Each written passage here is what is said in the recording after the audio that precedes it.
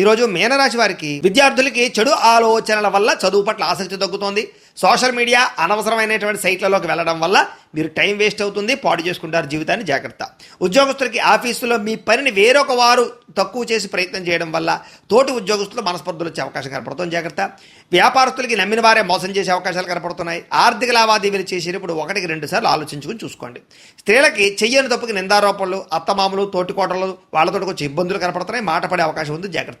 విదేశాల్లో ఉండే భారతీయులకి అక్కడ ఉండే పరిస్థితుల వల్ల ఉద్యోగం పోతుందేమో అనేటటువంటి భయం ఏర్పడిపోతుంది. జాగ్రత్త.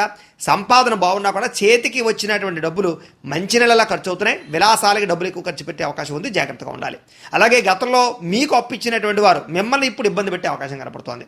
కొత్తగా రుణాలు తీసుకోవడానికి చేసేటటువంటి ప్రయత్నాలన్నీ కూడా మీకు వాయిదా వేసుకోవడమే మంచిది.